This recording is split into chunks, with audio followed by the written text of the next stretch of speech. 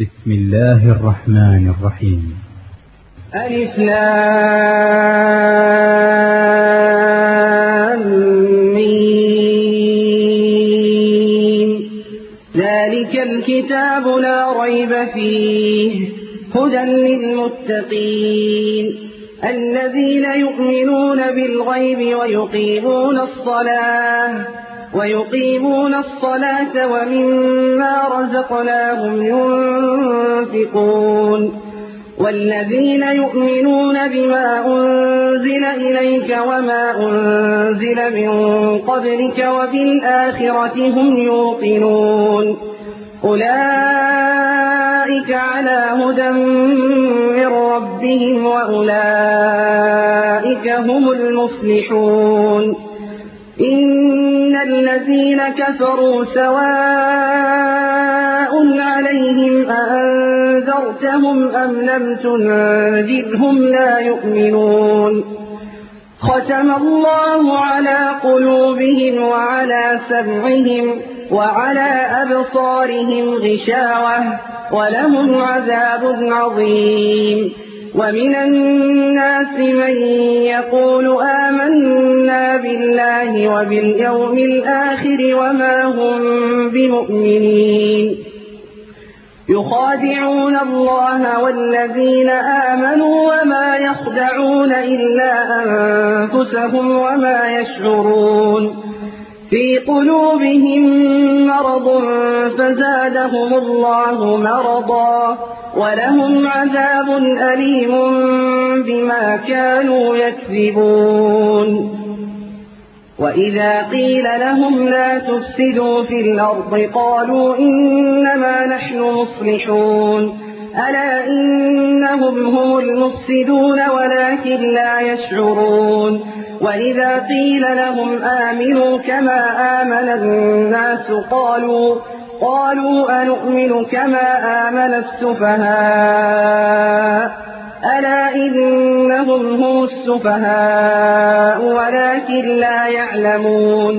وإذا لقوا الذين آمنوا قالوا آمنا وإذا خلوا إلى شياطينهم قالوا إنا معكم إنما نحن مستهزئون. الله يستهزئ بهم ويمدهم في طغيانهم يعمهون. أولئك الذين اشتروا الضلالة بالهدى فما ربحت تجارتهم وما كانوا مهتدين. مثلهم كمثل الذي استوقد نارا فلما أضاءت ما حوله ذهب الله بنورهم وتركهم في ظلمات لا يبصرون. صم بكم عمي فهم لا يرجعون. أو كصيب من السماء فيه ظلمات ورعد وبرق يجعلون أصابعهم في آذانهم من الصواعق حذر الموت والله محيط بالكافرين. يكاد البرق يخطف أبصارهم كلما أضاء لهم مشوا فيه وإذا أظلم عليهم قاموا ولو شاء الله لذهب بسمعهم وأبصارهم إن الله على كل شيء قدير. يا أيها الناس اعبدوا ربكم الذي خلقكم والذين من قبلكم لعلكم تتقون الذي جعل لكم الأرض فراشا والسماء بناء وأنزل من السماء ماء فأخرج به من الثمرات رزقا لكم فلا تجعلوا لله أندادا وأنتم تعلمون. وإن كنتم كنتم في ريب مما نزلنا على عبدنا فأتوا بسورة من مثله وادعوا شهداءكم من دون الله إن كنتم صادقين فإن لم تفعلوا ولن تفعلوا فاتقوا النار التي وقودها الناس والحجارة أعدت للكافرين وبشر الذين آمنوا وعملوا الصالحات أن لهم جنات تجري من تحتها الأنهار كلما رزقوا منها من ثمرة رزقا قالوا هذا الذي رزقنا من قبل وأتوا به متشابها ولهم فيها أزواج مطهرة وهم فيها خالدون إن الله لا يستحيي أن يضرب مثلا ما بعوضة فما فوقها فأما الذين آمنوا فيعلمون أنه الحق من ربهم وأما الذين كفروا فيقولون ماذا أراد الله بهذا مثلا يضل به كثيرا ويهدي به كثيرا وما يضل به إلا الفاسقين الذين ينقضون عهد الله من بعد ميثاقه ويقطعون ما أمر الله به أن يوصل ويفسدون في الأرض أولئك هم الخاسرون كيف تكفرون بالله وكنتم أمواتا فأحياكم ثم يميتكم ثم يحييكم ثم إليه ترجعون هو الذي خلق لكم ما في الأرض جميعا ثم استوى إلى السماء فسواهن 7 سماوات وهو بكل شيء عليم وإذ قال ربك للملائكة إني جاعل في الأرض خليفة قالوا أتجعل فيها من يفسد فيها ويسفك الدماء ونحن نسبح بحمدك ونقدس لك قال إني أعلم ما لا تعلمون وعلم آدم الأسماء كلها ثم عرضهم على الملائكة فقال أنبئوني بأسماء هؤلاء إن كنتم صادقين قالوا سبحانك لا علم لنا إلا ما علمتنا إنك أنت العليم الحكيم قال يا آدم أنبئهم بأسمائهم فلما أنبأهم بأسمائهم قال ألم أقل لكم إني أعلم غيب السماوات والأرض وأعلم ما تبدون وما كنتم تكتمون وإذ قلنا للملائكة اسجدوا لآدم فسجدوا إلا إبليس أبى واستكبر وكان من الكافرين وقلنا يا آدم اسكن أنت وزوجك الجنة وكلا منها رغدا حيث شئتما ولا تقربا هذه الشجرة فتكونا من الظالمين فأزلهما الشيطان عنها فأخرجهما مما كانا فيه وقلنا اهبطوا بعضكم لبعض عدو ولكم في الأرض مستقر ومتاع إلى حين فتلقى آدم من ربه كلمات فتاب عليه إنه هو التواب الرحيم قلنا اهبطوا منها جميعا فإما يأتينكم مني هدى فمن تبع هداي فلا خوف عليهم ولا هم يحزنون والذين كفروا وكذبوا بآياتنا أولئك أصحاب النار هم فيها خالدون يا بني إسرائيل اذكروا نعمتي التي أنعمت عليكم وأوفوا بعهدي أوف بعهدكم وإياي فارهبون وآمنوا بما أنزلت مصدقا لما معكم ولا تكونوا أول كافر به ولا تشتروا بآياتي ثمنا قليلا وإياي فاتقون ولا تلبسوا الحق بالباطل وتكتموا الحق وأنتم تعلمون وأقيموا الصلاة وآتوا الزكاة واركعوا مع الراكعين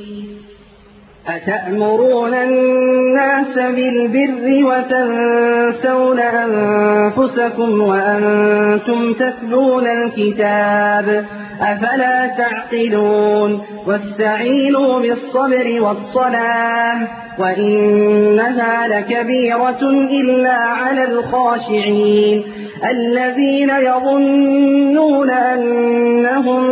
ملاقو ربهم وأنهم إليه راجعون يا بني إسرائيل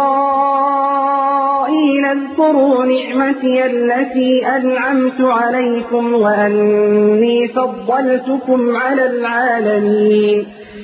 واتقوا يوما لا تجزي نفس عن نفس شيئا ولا يقبل منها شفاعة ولا يؤخذ منها عدل ولا هم ينصرون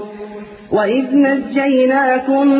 من آل فرعون يسومونكم سوء العذاب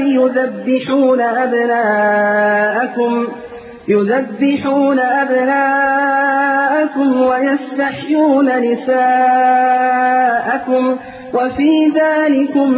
بلاء من ربكم عظيم وإذ فرقنا بكم البحر فأنجيناكم وأغرقنا آل فرعون وأنتم تنظرون وإذ واعدنا موسى 40 ليلة ثم اتخذتم العجل من بعده وأنتم ظالمون ثم عفونا عنكم من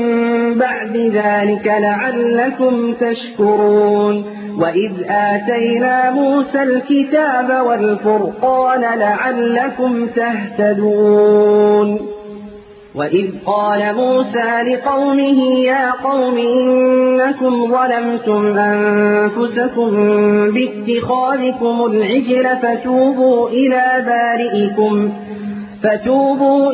بارئكم فاقتلوا أنفسكم ذلكم خير لكم عند بارئكم فتاب عليكم إنه هو التواب الرحيم وإذ قلتم يا موسى لن نؤمن لك حتى نرى الله جهرة فأخذتكم الصاعقة وأنتم تنظرون ثم بعثناكم من بعد موتكم لعلكم تشكرون وظللنا عليكم الغمام وأنزلنا عليكم المن والسلوى كلوا من طيبات ما رزقناكم وما ظلمونا ولكن كانوا أنفسهم يظلمون وإذ قلنا ادخلوا هذه القرية فكلوا منها حيث شئتم رغدا وادخلوا الباب سجدا وقولوا حطة نغفر لكم خطاياكم وسنزيد المحسنين. فبدل الذين ظلموا قولا غير الذي قيل لهم فأنزلنا على الذين ظلموا رجزا من السماء بما كانوا يفسقون. وإذ استسقى موسى لقومه فقلنا اضرب بعصاك الحجر فانفجرت منه 12 عينا قد علم كل أناس مشربهم كلوا واشربوا من رزق الله ولا تعثوا في الأرض مفسدين. وإذ قلتم يا موسى لن نصبر على طعام واحد فادع لنا ربك يخرج لنا مما تنبت الأرض من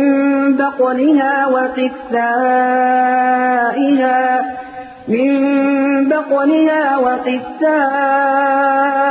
وفومها وعدسها وبصلها قال أتستبدلون الذي هو أدنى بالذي هو خير اهبطوا مصرا فإن لكم ما سألتم وضربت عليهم الذلة والمسكنة وباءوا بغضب من الله ذلك بأنهم كانوا يكفرون بآيات الله ويقتلون النبيين بغير الحق ذلك بما عصوا وكانوا يعتدون. إن الذين آمنوا والذين هادوا والنصارى والصابئين من آمن بالله واليوم الآخر وعمل صالحا فلهم أجرهم عند ربهم ولا خوف عليهم ولا هم يحزنون. وإذ أخذنا ميثاقكم ورفعنا فوقكم الطور خذوا ما آتيناكم بقوة واذكروا ما فيه لعلكم تتقون. ثم توليتم من بعد ذلك فلولا فضل الله عليكم ورحمته لكنتم من الخاسرين. ولقد علمتم الذين اعتدوا منكم في السبت فقلنا لهم كونوا قردة خاسئين فجعلناها نكالا لما بين يديها وما خلفها وموعظة للمتقين. وإذ قال موسى لقومه إن الله يأمركم أن تذبحوا بقرة قالوا أتتخذنا هزوا قال أعوذ بالله أن أكون من الجاهلين. قالوا ادع لنا ربك يبين لنا ما هي قال إنه يقول إنها بقرة لا فارض ولا بكر عوان بين ذلك فافعلوا ما تؤمرون. قالوا ادع لنا ربك يبين لنا ما لونها قال إنه يقول إنها بقرة صفراء فاقع لونها تسر الناظرين. قالوا ادع لنا ربك يبين لنا ما هي إن البقرة شابه علينا وإنا إن شاء الله لمهتدون.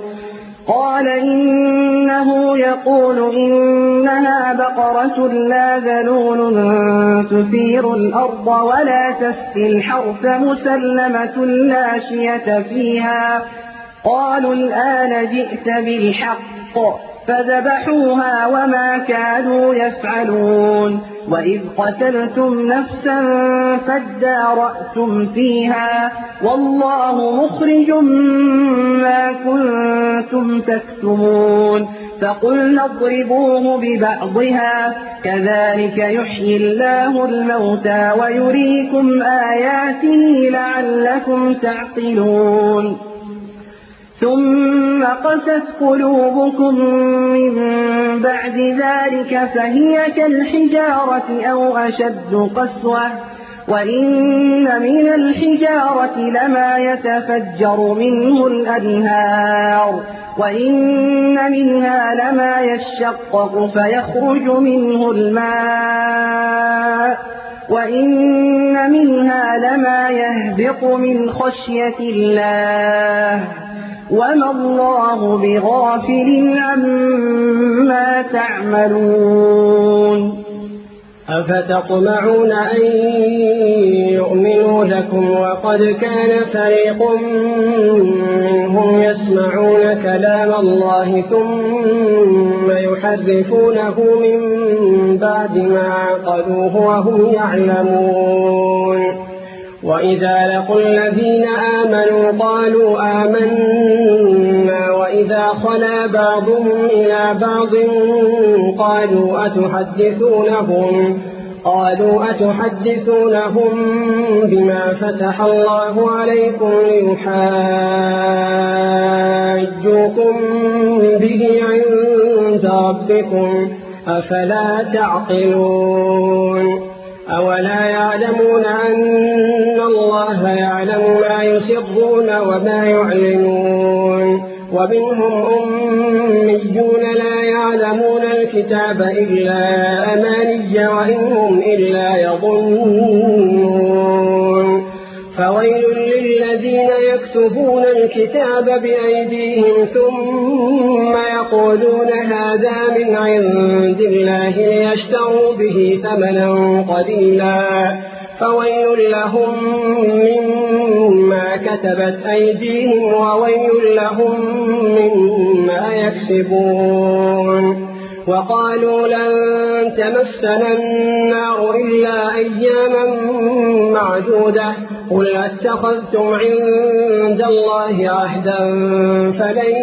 يخلف الله عهده أم تقولون على الله ما لا تعلمون بلى من كسب سيئة وأحاطت به خطيئته فأولئك أصحاب النار هم فيها خالدون والذين آمنوا وعملوا الصالحات أولئك أصحاب الجنة هم فيها خالدون وإذا أخذنا ميثاق بني إسرائيل لا تعبدون إلا الله وبالوالدين إحسانا وذي القربى واليتامى والمساكين وقولوا للناس حسنا وأقيموا الصلاة وآتوا الزكاة ثم توليتم إلا قليلا منكم وأنتم معرضون وإذا أخذنا ميثاقكم لا تسفكون دماءكم ولا تخرجون أنفسكم من دياركم ثم أقررتم وأنتم تشهدون ثم أنتم هؤلاء تقتلون أنفسكم وتخرجون فريقا منكم من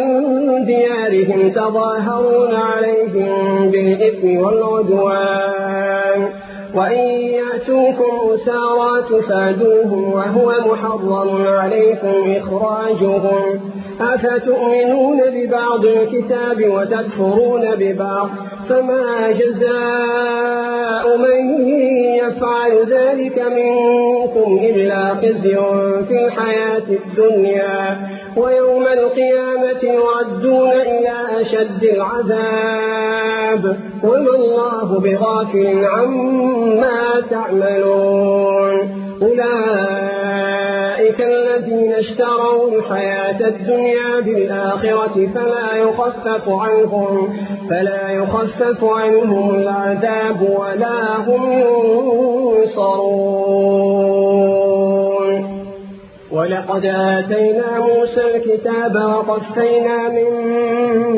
بعده بالرسل وآتينا عيسى ابن مريم البينات وأيدناه بروح القدس أفكلما جاءكم رسول بما لا تهوى أنفسكم استكبرتم ففريقا كذبتم وفريقا تقتلون وقالوا قلوبنا غلف بل لعنهم الله بكفرهم فقليلا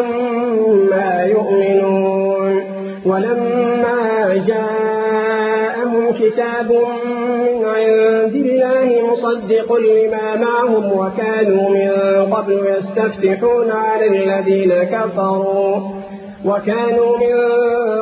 يستفتحون على الذين كفروا فلما جاءهم ما عرفوا كفروا به فلعنة الله على الكافرين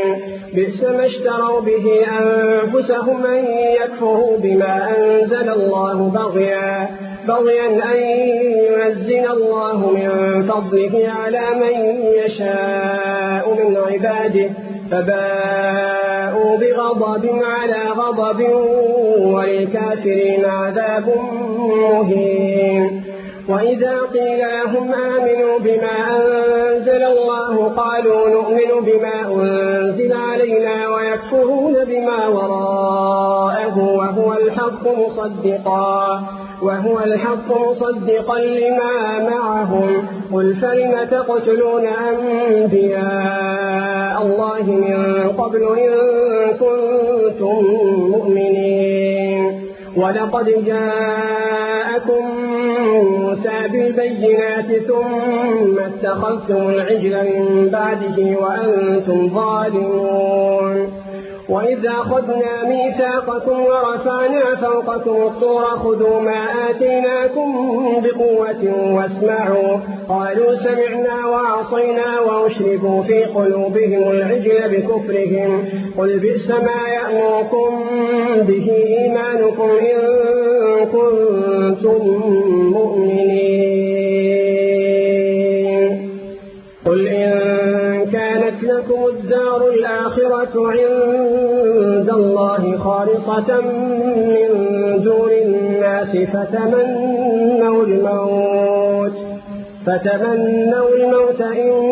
كنتم صادقين ولن يتمنوه أبدا بما قدمت أيديهم والله عليم بالظالمين ولتجدنهم أحرص الناس على حياة ومن الذين أشركوا يود أحدهم لو يعمر 1000 سنة وما هو بمزحزحه من العذاب أن يعمر والله بصير بما يعملون قل من كان عدوا لجبريل فإنه نزله على قلبك بإذن الله مصدقا لما بين يديه وهدى وبشرى للمؤمنين من كان عدوا لله وملائكته ورسله وجبريل وميكال فإن الله عدو للكافرين ولقد أنزلنا إليك آيات بينات وما يكفر بها إلا الفاسقون أوكلما عاهدوا عهدا نبذه فريق منهم بل أكثرهم لا يؤمنون ولما جاءهم رسول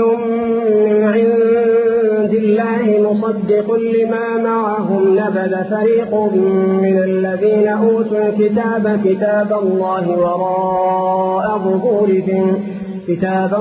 وراء ظهورهم كأنهم لا يعلمون واتبعوا ما تتلو الشياطين على ملك سليمان وما كفر سليمان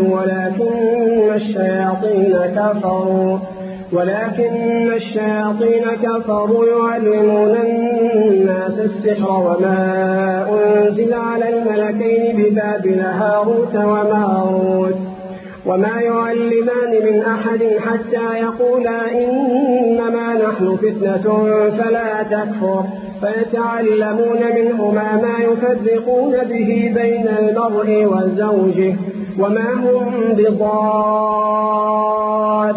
به من أحد إلا بإذن الله ويتعلمون ما يضرهم ولا ينفعهم ولقد علموا لمن اشتراه ما له في الآخرة من خلاق ولبئس ما شروا به أنفسهم لو كانوا يعلمون ولو أنهم آمنوا واتقوا لمثوبة من عند الله خير لو كانوا يعلمون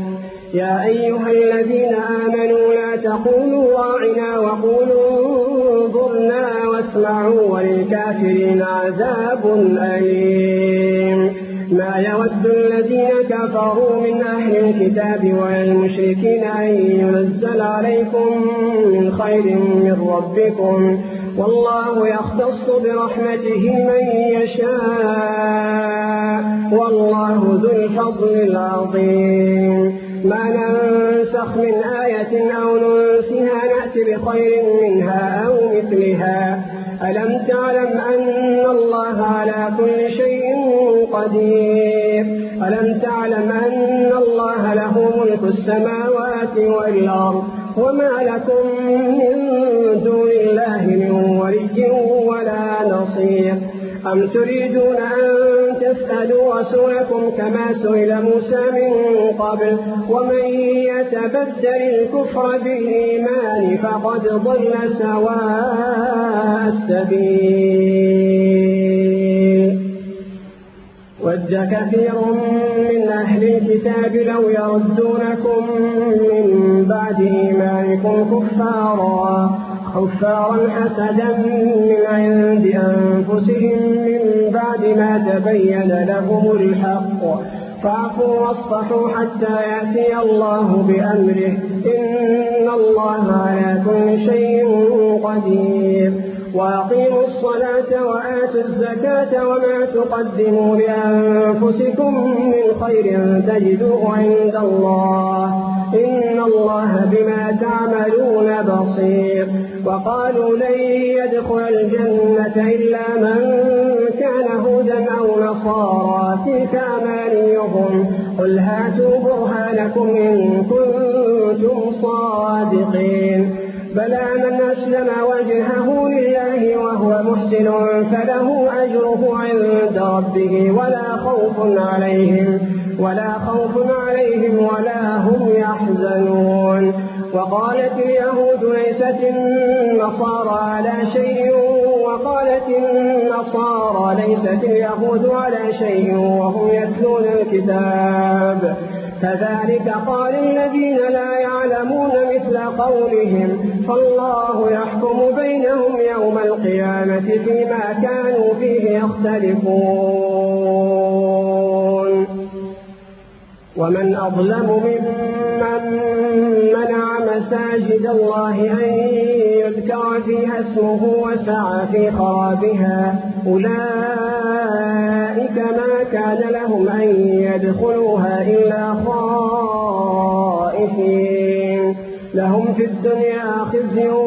ولهم في الآخرة عذاب عظيم ولله المشرق والمغرب فأينما تولوا فثم وجه الله إن الله واسع عليم وقال اتخذ الله ولدا سبحانه بل له ما في السماوات والأرض كل له قانتون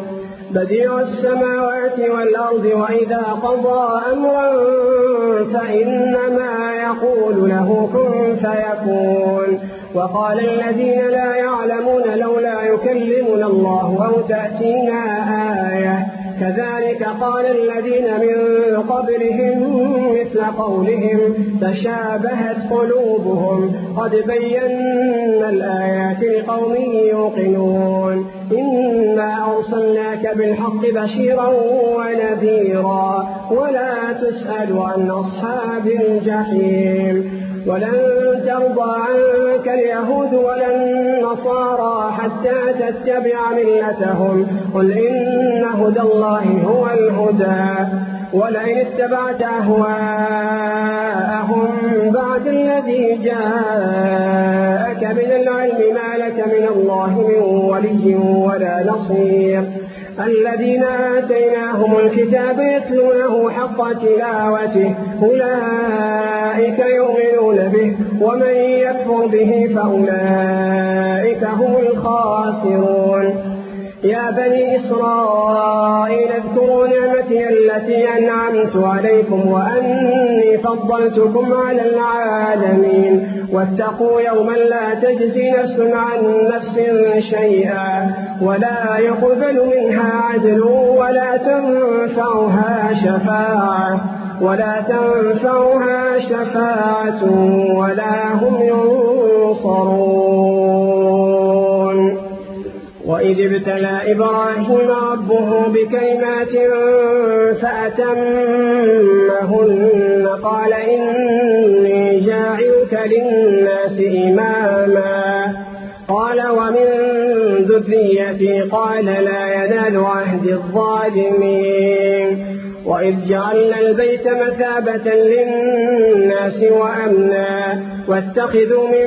مقام إبراهيم مصلى وعهدنا إلى إبراهيم وإسماعيل أن طهرا بيتي للطائفين والعاكفين والركع السجود.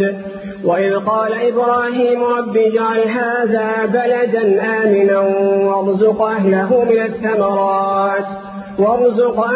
من الثمرات من آمن منهم بالله واليوم الآخر قال ومن كفر فأمتعه قليلا ثم أضطره إلى عذاب النار وبئس المصير. وإذ يرفع إبراهيم القواعد من البيت وإسماعيل ربنا تقبل منا إنك أنت السميع العليم. ربنا واجعلنا مسلمين لك ومن ذريتنا أمة مسلمة لك وأرنا مناسكنا وتب علينا إنك أنت التواب الرحيم. ربنا وابعث فيهم رسولا منهم يتلو عليهم آياتك ويعلمهم الكتاب والحكمة ويزكيهم إنك أنت العزيز الحكيم. ومن يرغب عن ملة إبراهيم إلا من سفه نفسه ولقد اصطفيناه في الدنيا وإنه في الآخرة لمن الصالحين. إذ قال له ربه أسلم قال أسلمت لرب العالمين. فوصى بها إبراهيم بنيه ويعقوب يا بني إن الله اصطفى لكم الدين فلا تموتن إلا وأنتم مسلمون. أم كنتم شهداء إذ حضر يعقوب الموت إذ قال لبنيه ما تعبدون من بعدي قالوا نعبد إلهك وإله آبائك إبراهيم وإسماعيل وإسحاق ويعقوب إلها واحدا ونحن له مسلمون. تلك أمة قد خلت لها ما كسبت ولكم ما كسبتم ولا تسألون عما كانوا يعملون. وقالوا كونوا هودا أو نصارى تهتدوا قل بل ملة إبراهيم حنيفا وما كان من المشركين قولوا آمنا بالله وما أنزل إلينا وما أنزل إلى إبراهيم وإسماعيل وإسحاق ويعقوب والأسباط وما أوتي موسى وعيسى وما أوتي النبيون من ربهم لا نفرق بين أحد منهم ونحن له مسلمون فإن آمنوا بمثل ما آمنتم به فقد اهتدوا وإن تولوا فإنما هم في شقاق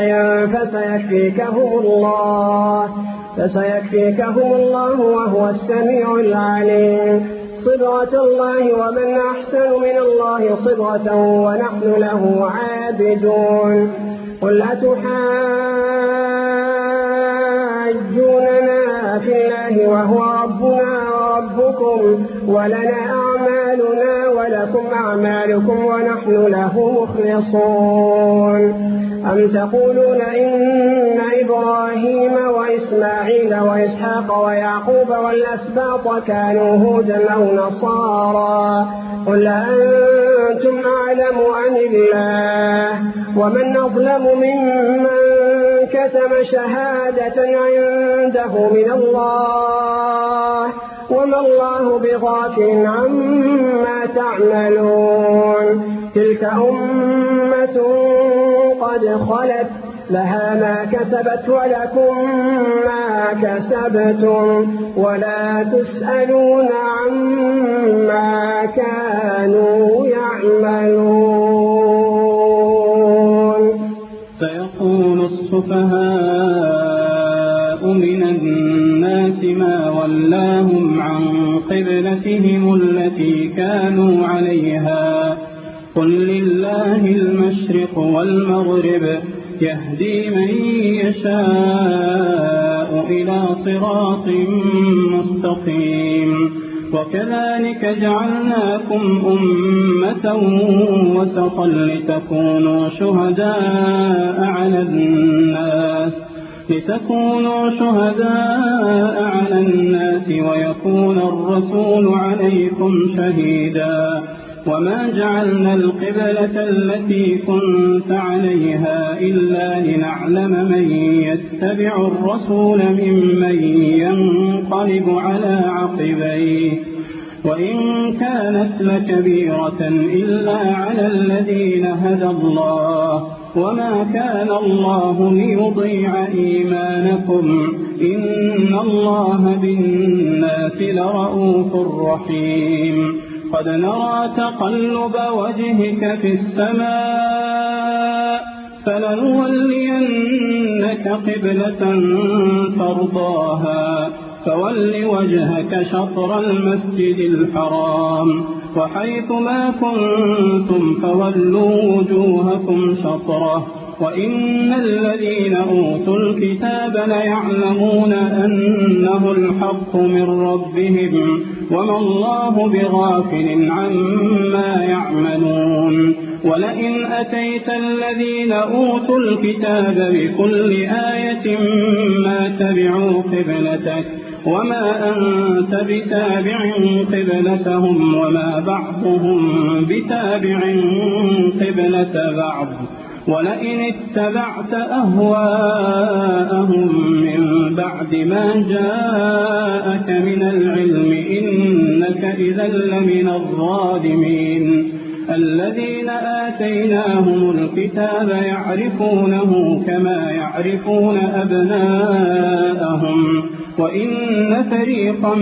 منهم ليكتمون الحق وهم يعلمون الحق من ربك فلا تكونن من الممترين ولكل وجهة هو موليها فاستبقوا الخيرات أينما تكونوا يأت بكم الله جميعا إن الله على كل شيء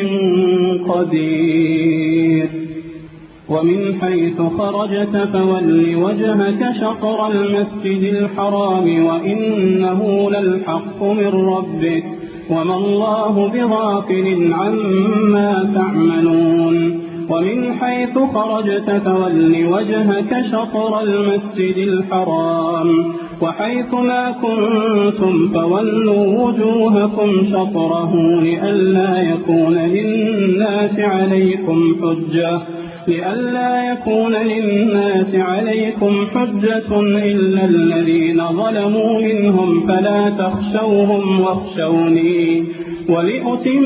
نعمتي عليكم ولعلكم تهتدون كما أرسلنا فيكم رسولا منكم يتلو عليكم آياتنا ويزكيكم ويعلمكم الكتاب والحكمة ويعلمكم ما لم تكونوا تعلمون فاذكروني أذكركم واشكروا لي ولا تكفرون يا أيها الذين آمنوا استعينوا بالصبر والصلاة إن الله مع الصابرين ولا تقولوا لمن يقتل في سبيل الله أموات بل أحياء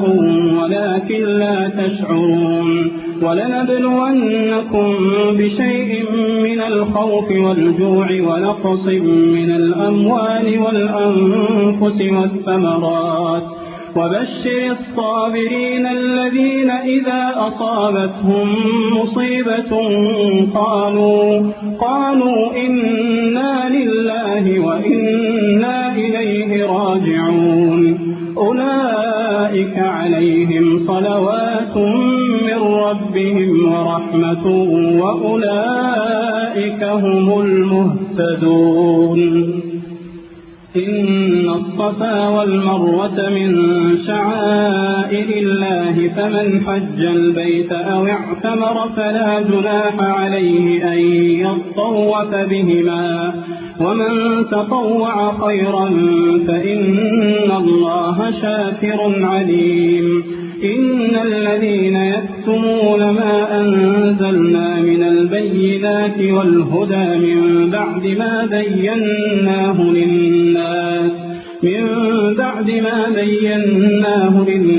في الكتاب أولئك يلعنهم الله ويلعنهم اللاعنون إلا الذين تابوا وأصلحوا وبينوا فأولئك أتوب عليهم وأنا التواب الرحيم إن الذين كفروا وماتوا وهم كفار أولئك عليهم لعنة الله والملائكة والناس أجمعين خالدين فيها لا يخفف عنهم العذاب ولا هم ينظرون وإلهكم إله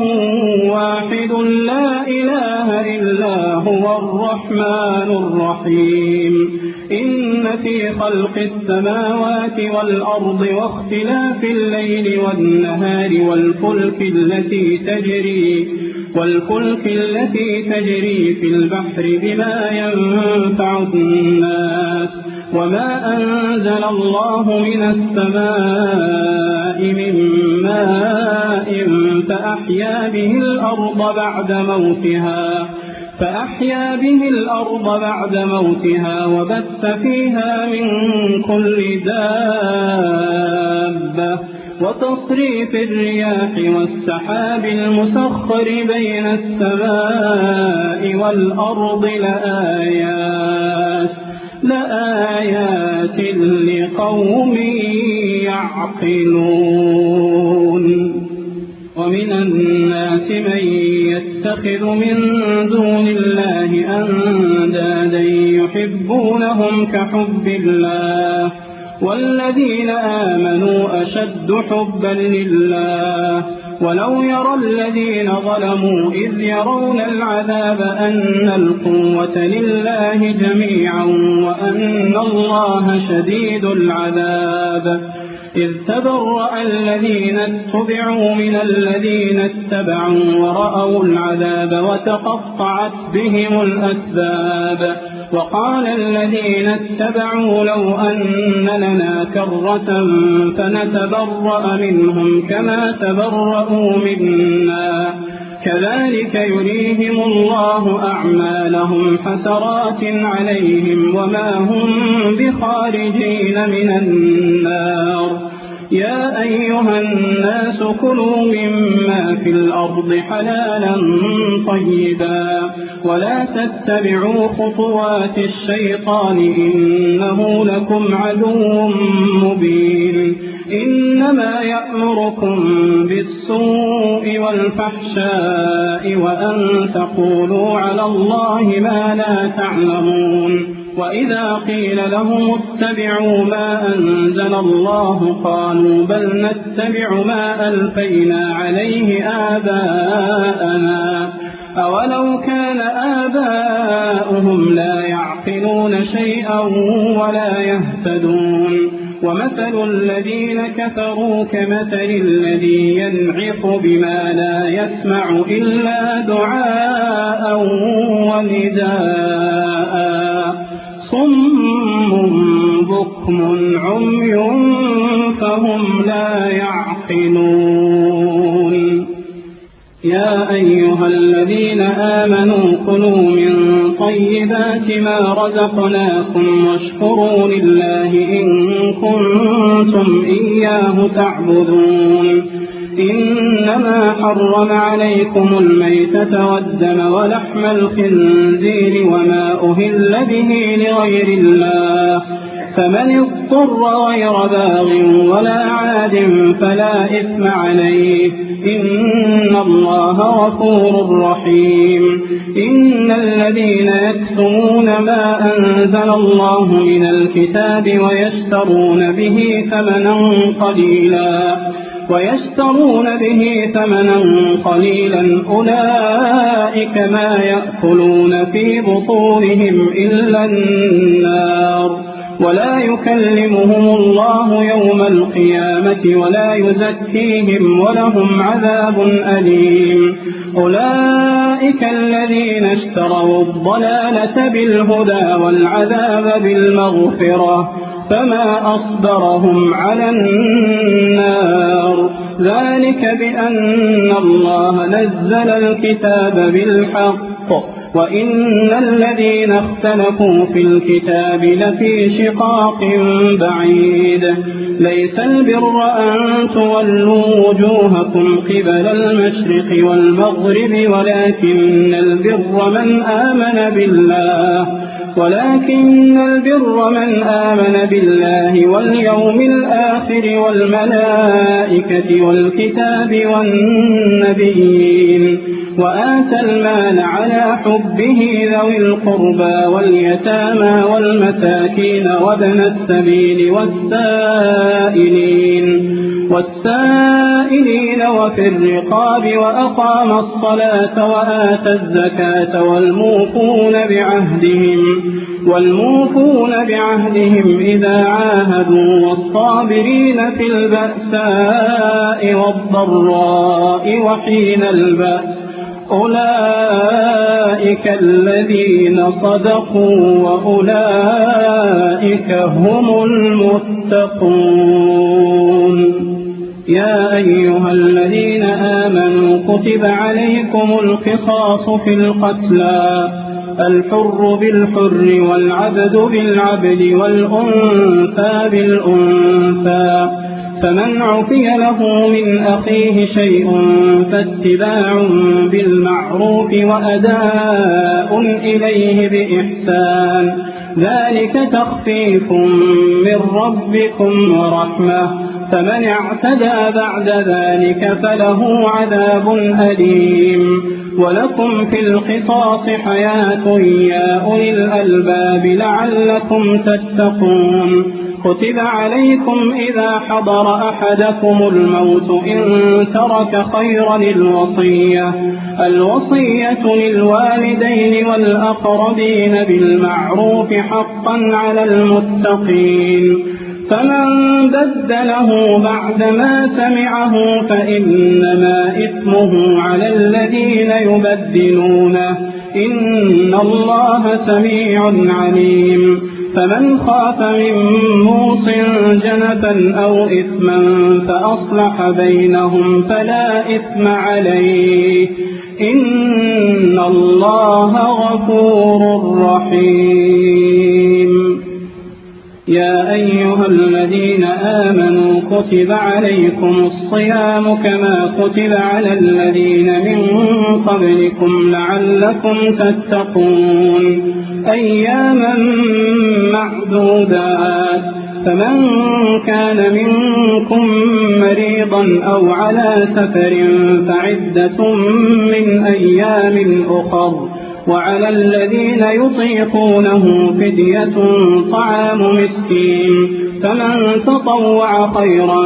فهو خير له وأن تصوموا خير لكم إن كنتم تعلمون. شهر رمضان الذي أنزل فيه القرآن هدى للناس وبينات من الهدى والفرقان. فمن شهد منكم الشهر فليصمه ومن كان مريضا أو على سفر فعدة من أيام أخر.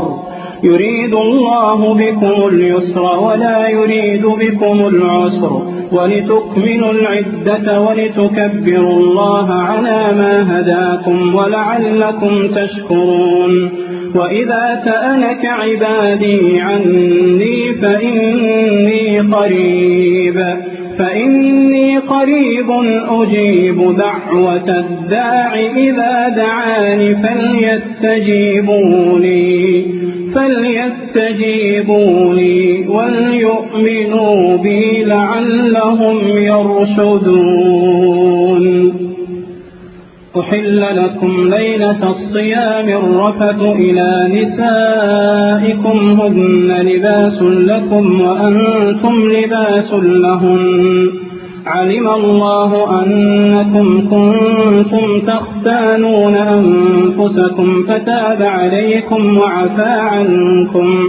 فالآن باشروهن وابتغوا ما كتب الله لكم وكلوا واشربوا حتى يتبين لكم الخيط الأبيض من الخيط الأسود من الفجر ثم أتموا الصيام إلى الليل ولا تباشروهن وأنتم عاكفون في المساجد تلك حدود الله فلا تقربوها كذلك يبين الله آياته للناس لعلهم يتقون. ولا تأكلوا أموالكم بينكم بالباطل وتدلوا بها إلى الحكام لتأكلوا فريقا من أموال الناس بالإثم وأنتم تعلمون.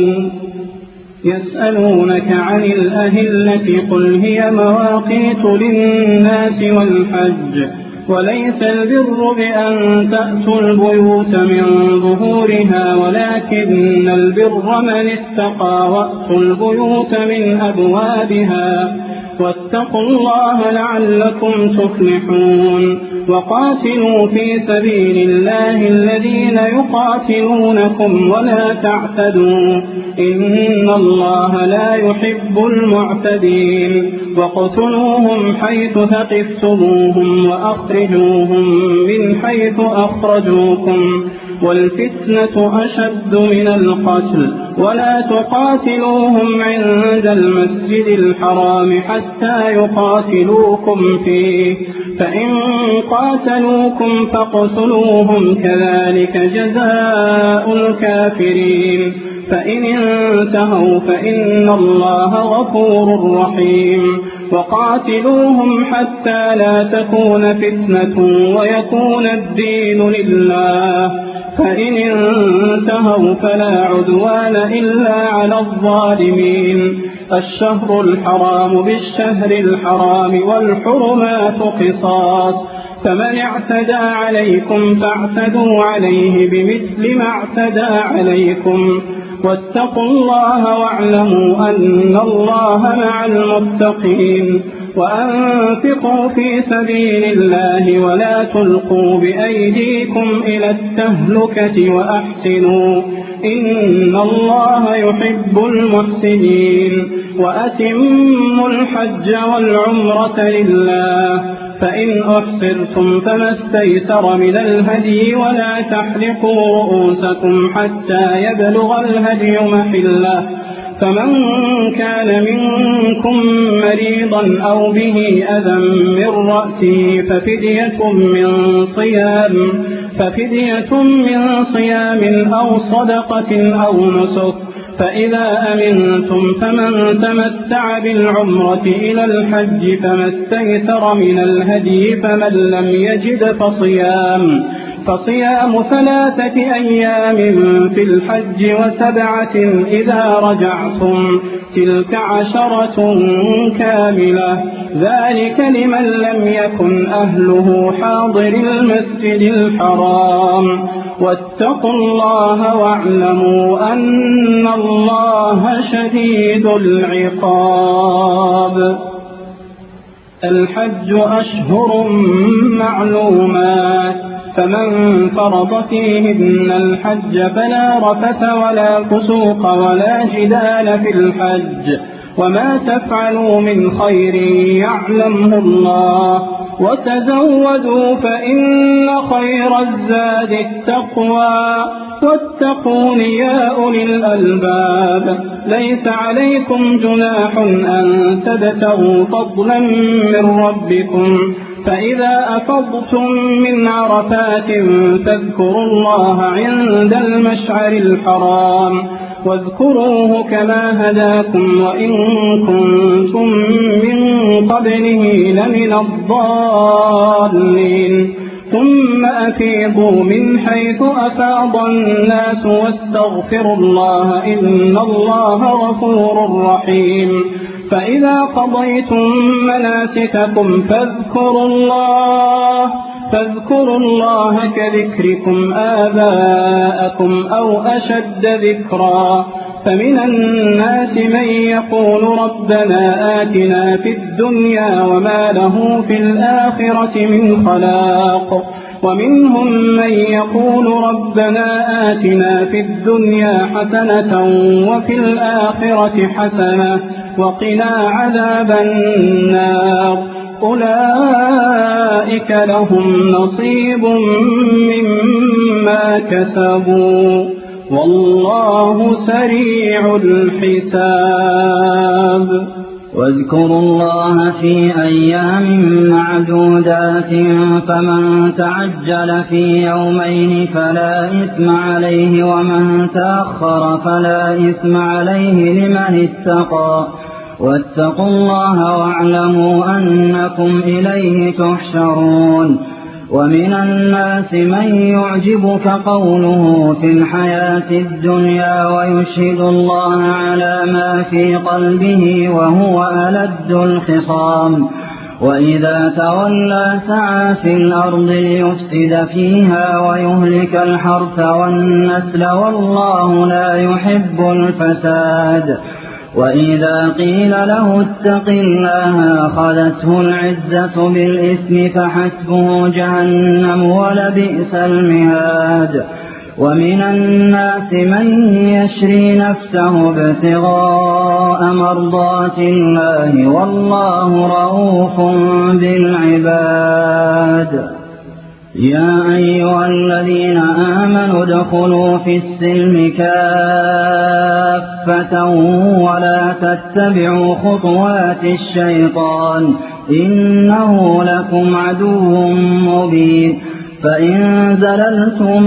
من بعد ما جاءتكم البينات فاعلموا أن الله عزيز حكيم.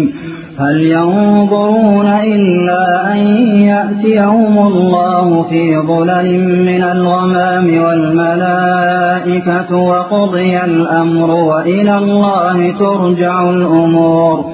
سل بني إسرائيل كم آتيناهم من آية بينة ومن يبدل نعمة الله من بعد ما جاءته فإن الله شديد العقاب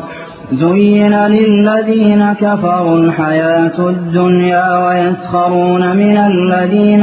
آمنوا والذين اتقوا فوقهم يوم القيامة والله يرزق من يشاء بغير حساب كان الناس أمة واحدة فبعث الله النبيين مبشرين ومنذرين وأنزل معهم الكتاب بالحق ليحكم بين الناس فيما اختلفوا فيه وما اختلف فيه إلا الذين أوتوه من بعد ما جاءتهم البينات بغيا بينهم فهدى الله الذين آمنوا لما اختلفوا فيه من الحق بإذنه والله يهدي من يشاء إلى صراط مستقيم أم حسبتم أن تدخلوا الجنة ولما يأتكم مثل الذين خلوا من قبلكم مستهم البأساء والضراء وزلزلوا حتى يقول الرسول والذين آمنوا معه متى نصر الله ألا إن نصر الله قريب يسألونك ماذا ينفقون قل ما أنفقتم من خير فللوالدين والأقربين واليتامى والمساكين وابن السبيل وما تفعلوا من خير فإن الله به عليم كتب عليكم القتال وهو كره لكم وعسى أن تكرهوا شيئا وهو خير لكم وعسى أن تحبوا شيئا وهو شر لكم والله يعلم وأنتم لا تعلمون يسألونك عن الشهر الحرام قتال فيه قل قتال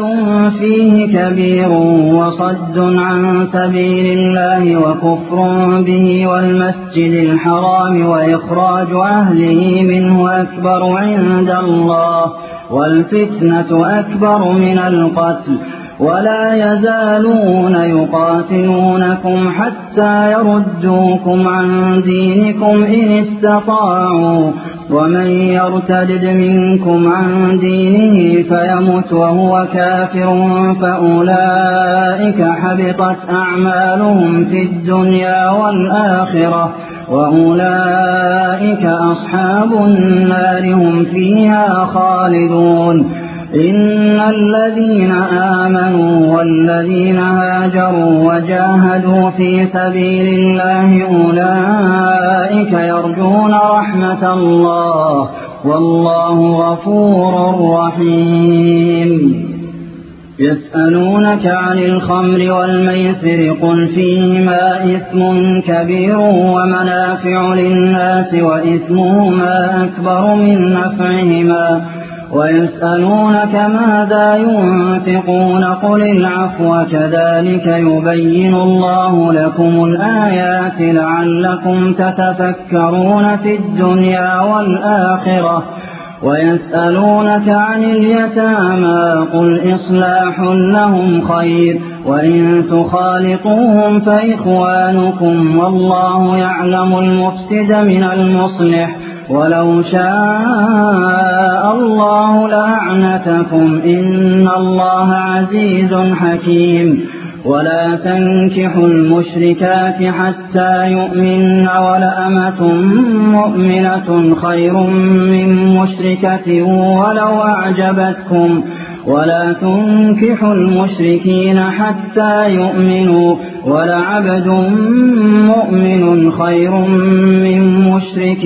ولو أعجبكم أولئك يدعون إلى النار والله يدعو إلى الجنة والمغفرة بإذنه ويبين آياته للناس لعلهم يتذكرون ويسألونك عن المحيض قل هو أذى فاعتزلوا النساء في المحيض ولا تقربوهن حتى يطهرن فإذا تطهرن فأتوهن من حيث أمركم الله إن الله يحب التوابين ويحب المتطهرين نساؤكم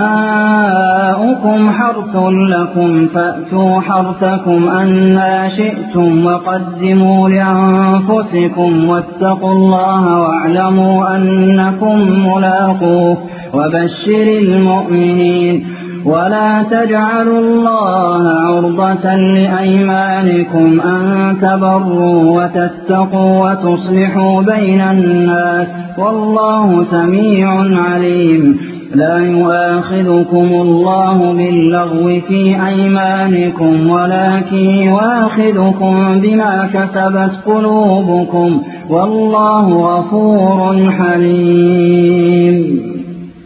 للذين يؤلون من نسائهم تربص 4 أشهر فإن فاءوا فإن الله غفور رحيم وإن عزموا الطلاق فإن الله سميع عليم والمطلقات يتربصن بأنفسهن 3 قروء ولا يحل لهن أن يكتمن ما خلق الله في أرحامهن إن كن يؤمن بالله واليوم الآخر وبعولتهن أحق بردهن في ذلك إن أرادوا إصلاحا ولهن مثل الذي عليهن بالمعروف وللرجال عليهن درجة والله عزيز حكيم الطلاق 2 فإمساكم بمعروف أو تسريح بإحسان ولا يحل لكم أن تأخذوا مما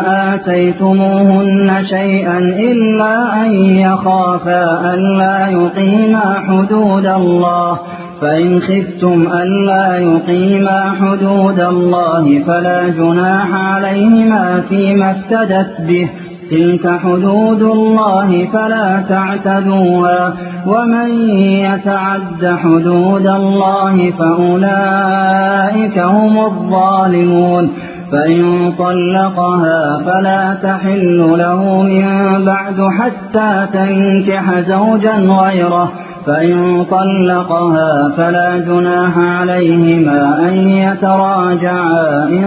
ظنا أن يقيما حدود الله وتلك حدود الله يبينها لقوم يعلمون وإذا طلقتم النساء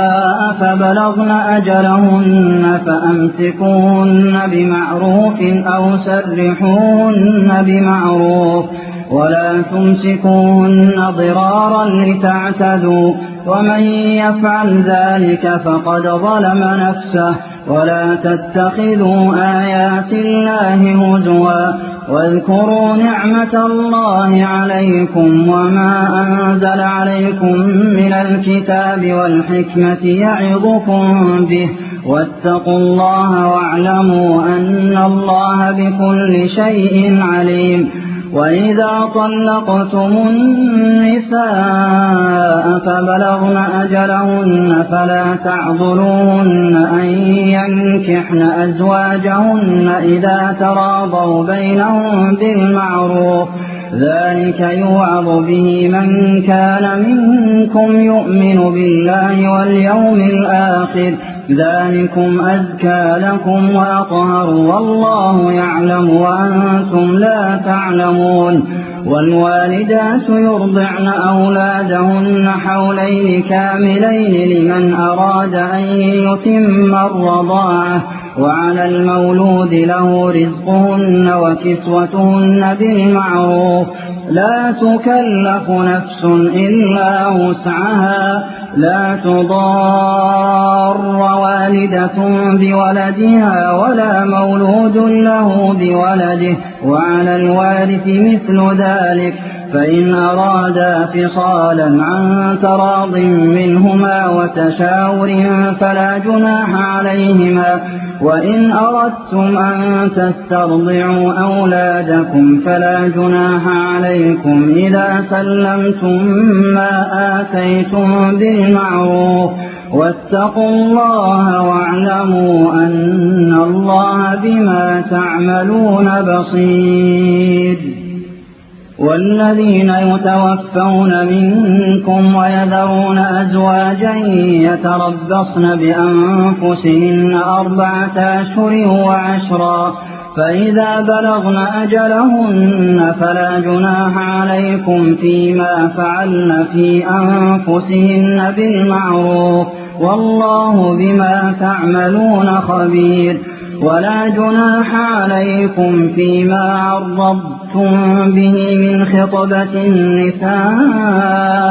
أو أكننتم في أنفسكم. علم الله أنكم ستذكرونهن ولكن لا تواعدوهن سرا إلا أن تقولوا قولا معروفا. ولا تعزموا عقدة النكاح حتى يبلغ الكتاب أجله واعلموا أن الله يعلم ما في أنفسكم فاحذروه واعلموا أن الله غفور حليم.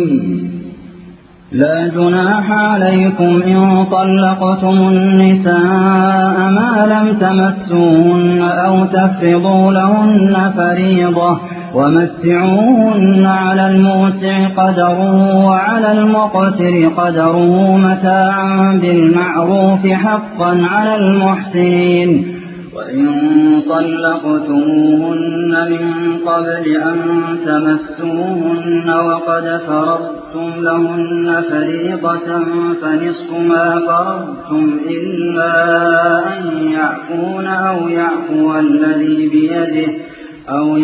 الذي بيده عقدة النكاح وأن تعفوا أقرب للتقوى ولا تنسوا الفضل بينكم إن الله بما تعملون بصير. حافظوا على الصلوات والصلاة الوسطى وقوموا لله قانتين. فإن خفتم فرجالا أو ركبانا فإذا أمنتم فاذكروا الله كما علمكم ما لم تكونوا تعلمون. والذين يتوفون منكم ويذرون أزواجا وصية لأزواجهم متاعا إلى الحول غير إخراج فإن خرجن فلا جناح عليكم فيما فعلن في أنفسهن من معروف والله عزيز حكيم. وللمطلقات متاع بالمعروف حقا على المتقين. كذلك يبين الله لكم آياته لعلكم تعقلون. ألم تر إلى الذين خرجوا من ديارهم وهم ألوف حذر الموت فقال لهم الله موتوا ثم أحياهم إن الله لذو فضل على الناس ولكن أكثر الناس لا يشكرون. وقاتلوا في سبيل الله واعلموا أن الله سميع عليم. من ذا الذي يقرض الله قرضا حسنا فيضاعفه له أضعافا كثيرة والله يقبض ويبسط وإليه ترجعون. ألم تر إلى الملأ من بني إسرائيل من بعد موسى إذ قالوا لنبي له مبعث لنا ملكا نقاتل في سبيل الله قال هل عسيتم إن كتب عليكم القتال ألا تقاتلوا قالوا وما لنا ألا نقاتل في سبيل الله وقد أخرجنا من ديارنا وأبنائنا فلما كتب عليهم القتال تولوا إلا قليلا منهم والله عليم بالظالمين وقال لهم نبيهم إن الله قد بعث لكم طالوت ملكا قالوا أنى يكون له الملك علينا ونحن أحق بالملك منه ولم يؤت سعة من المال قال إن الله اصطفاه عليكم وزاده بسطة في العلم والجسم والله يؤتي ملكه من يشاء والله واسع عليم وقال لهم نبيهم إن آية ملكه أن يأتيكم التابوت فيه سكينة من ربكم وبقية مما ترك آل موسى وآل هارون تحمله الملائكة إن في ذلك لآية لكم إن كنتم مؤمنين فلما فصل طالوت بالجنود قال إن الله مبتليكم بنهر فمن شرب منه فليس مني ومن لم يطعمه فإنه مني إلا من اغترف غرفة بيده فشربوا منه إلا قليلا منهم فلما جاوزه هو والذين آمنوا معه قالوا لا طاقة لنا اليوم بجالوت وجنوده قال الذين يظنون أنهم ملاقوا الله كم من فئة قليلة غلبت فئة كثيرة بإذن الله والله مع الصابرين ولما برزوا لجالوت وجنوده قالوا ربنا أفرغ علينا صبرا وثبت أقدامنا وانصرنا على القوم الكافرين فهزموهم بإذن الله وقتل داود جالوت وآتاه الله الملك والحكمة وعلمه مما يشاء ولولا دفع الله الناس بعضهم ببعض لفسدت الأرض ولكن الله ذو فضل على العالمين تلك آيات الله نتلوها عليك بالحق وإنك لمن المرسلين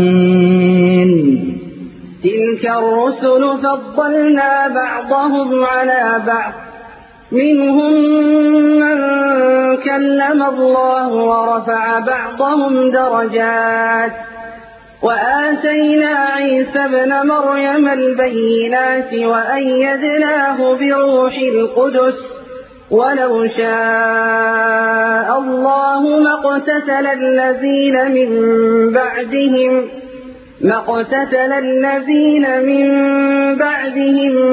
من بعد ما جاءتهم البينات ولكن اختلفوا فمنهم من آمن ومنهم من كفر ولو شاء الله ما اقتتلوا ولكن الله يفعل ما يريد يا أيها الذين آمنوا أنفقوا مما رزقناكم من قبل أن يأتي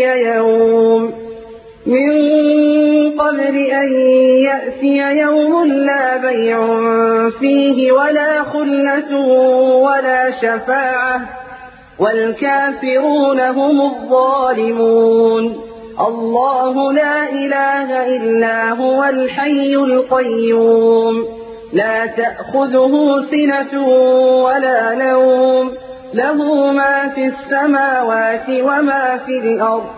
من ذا الذي يشفع عنده إلا بإذنه يعلم ما بين أيديهم وما خلفهم ولا يحيطون بشيء من علمه ولا يحيطون بشيء من علمه إلا بما شاء وسع كرسيه السماوات والأرض ولا يئوده حفظهما وهو العلي العظيم لا إكراه في الدين قد تبين الرشد من الغي فمن يكفر بالطاغوت ويؤمن بالله فقد استمسك بالعروة الوثقى لا انفصام لها والله سميع عليم الله ولي الذين آمنوا يخرجهم من الظلمات إلى النور والذين كفروا أولياؤهم الطاغوت يخرجونهم من النور إلى الظلمات أولئك أصحاب النار هم فيها خالدون ألم تر إلى الذي حاج إبراهيم في ربه أن آتاه الله الملك إذ قال إبراهيم ربي الذي يحيي ويميت قال أنا أحيي وأميت قال إبراهيم فإن الله يأتي بالشمس من المشرق فأت بها من المغرب فبهت الذي كفر والله لا يهدي القوم الظالمين أو كالذي مر على قرية وهي خاوية على عروشها قال أنى يحيي هذه الله بعد موتها فأماته الله 100 عام ثم بعثه قال كم لبثت قال لبثت يوما أو بعض يوم قال بل لبثت 100 عام فانظر إلى طعامك وشرابك لم يتسنه وانظر إلى حمارك ولنجعلك آية للناس وانظر إلى العظام كيف ننشزها ثم نكسوها لحما فلما تبين له قال أعلم أن الله على كل شيء قدير وإذ قال إبراهيم رب أرني كيف تحيي الموتى قال أولم تؤمن قال بلى ولكن ليطمئن قلبي قال فخذ 4 من الطير فصرهن إليك ثم اجعل على كل جبل منهن جزءا ثم ادعهن يأتينك سعيا واعلم أن الله عزيز حكيم مثل الذين ينفقون أموالهم في سبيل الله كمثل حبة أنبتت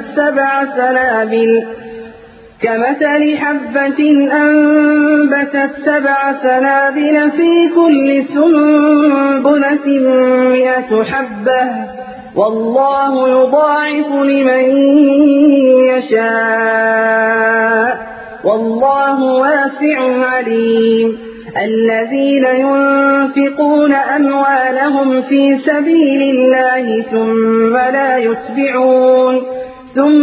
لا يتبعون ما أنفقوا منا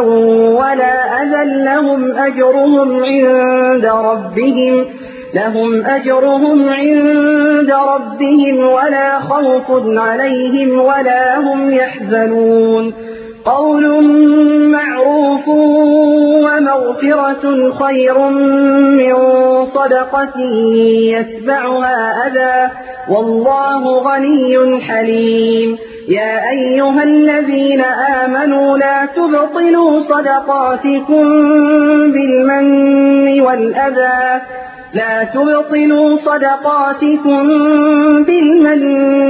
والأذى كالذي ينفق ماله كالذي ينفق ماله رئاء الناس ولا يؤمن بالله واليوم الآخر فمثله كمثل صفوان عليه تراب فأصابه وابل فتركه صلدا لا يقدرون على شيء مما كسبوا والله لا يهدي القوم الكافرين ومثل الذين ينفقون أموالهم ابتغاء مرضات الله وتثبيتا من أنفسهم كمثل جنة بربوة أصابها وابل فآتت أكلها ضعفين فإن لم يصبها وابل فطل والله بما تعملون بصير أيود أحدكم أن تكون له جنة من نخيل وأعناب تجري من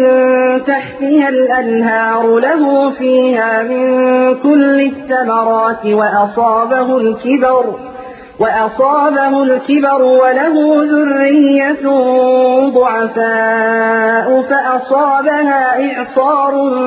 فيه نار فاحترقت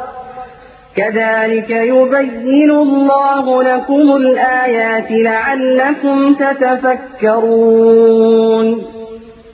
يا أيها الذين آمنوا أنفقوا من طيبات ما كسبتم ومما أخرجنا لكم من الأرض ولا تيمموا الخبيث منه تنفقون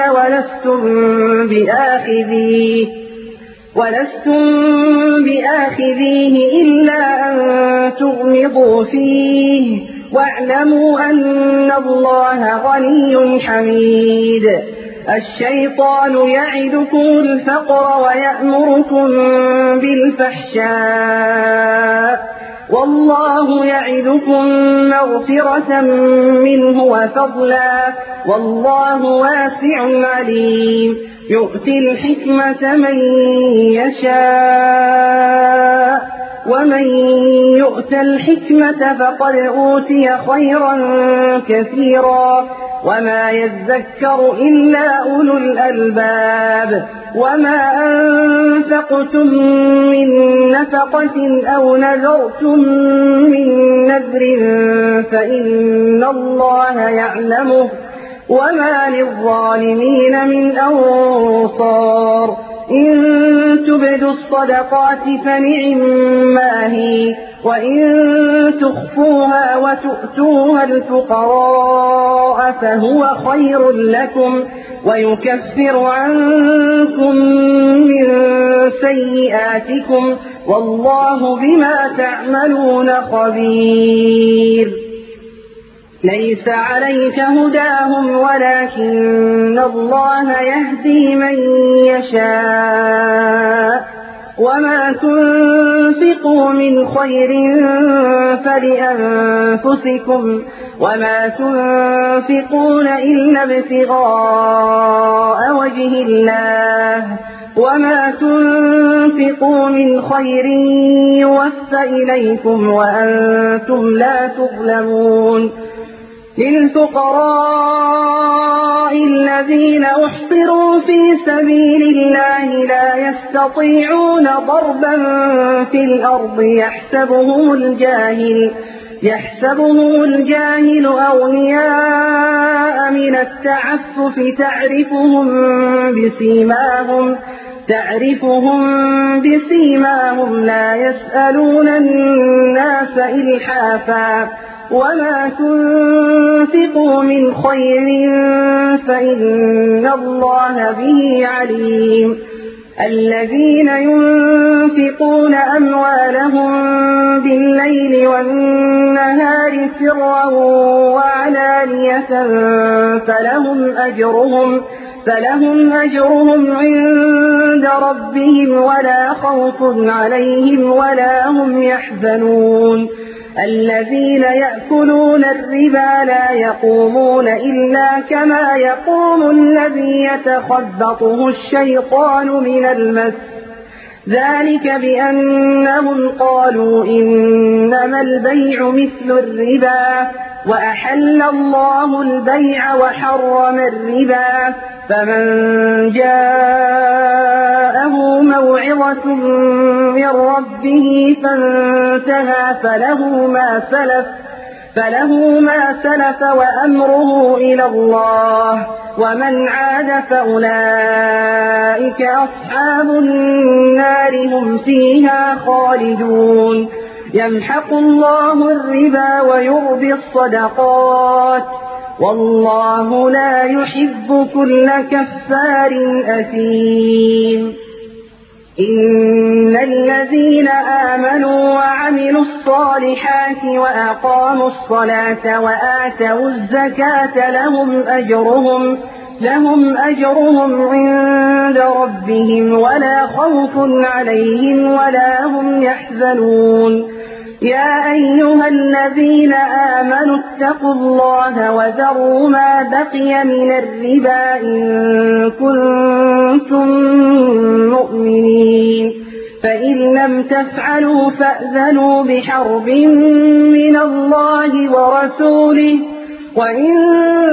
تبتم فلكم رؤوس أموالكم لا تظلمون ولا تظلمون وإن كان ذو عسرة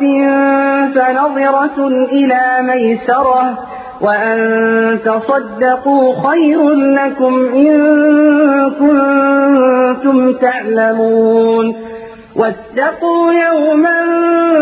ترجعون فيه إلى الله ثم توفى كل نفس ما كسبت وهم لا يظلمون يا أيها الذين آمنوا إذا تداينتم بدين إلى أجل مسمى فاكتبوه وليكتب بينكم كاتب بالعدل ولا يأب كاتب أن يكتب كما علمه الله فليكتب وليملل الذي عليه الحق وليتق الله ربه ولا يبخس منه شيئا فإن كان الذي عليه الحق سفيها أو ضعيفا أو لا يستطيع أن يمل هو فليملل وليه بالعدل واستشهدوا شهيدين من رجالكم فإن لم يكونا رجلين فرجل وامرأتان ممن ترضون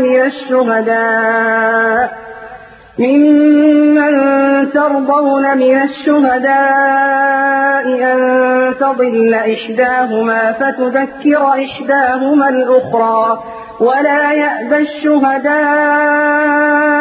إذا ما دعوا ولا تسأموا أن تكتبوه صغيرا أو كبيرا إلى أجله ذلكم أقسط عند الله وأقوم للشهادة وأدنى ألا ترتابوا إلا أن تكون تجارة حاضرة تديرونها بينكم فليس عليكم جناح ألا تكتبوها وأشهدوا إذا تبايعتم ولا يضار كاتب ولا شهيد وإن تفعلوا فإنه فسوق بكم واتقوا الله ويعلمكم الله والله بكل شيء عليم وإن كنتم على سفر ولم تجدوا كاتبا فرهان مقبوضة فإن من بعضكم بعضا فليؤدي الذي اؤتمن أمانته وليتق الله ربه ولا تكتموا الشهادة ومن يكتمها فإنه آثم قلبه والله بما تعملون عليم لله ما في السماوات وما في الأرض وإن تبدوا ما في أنفسكم أو تخفوه يحاسبكم به الله فيغفر لمن يشاء ويعذب من يشاء والله على كل شيء قدير آمن الرسول بما أنزل إليه من ربه والمؤمنون كل آمن بالله وملائكته وكتبه ورسله لا نفرق بين أحد من رسله وقالوا سمعنا وأطعنا غفرانك ربنا وإليك المصير لا يكلف الله نفسا إلا وسعها لها ما كسبت وعليها ما اكتسبت ربنا لا تؤاخذنا إن نسينا أو أخطأنا ربنا ولا تحمل علينا إصرا كما حملته على الذين من قبلنا ربنا ولا تحملنا ما لا طاقة لنا به واعف عنا واغفر لنا وارحمنا أنت مولانا فانصرنا على القوم الكافرين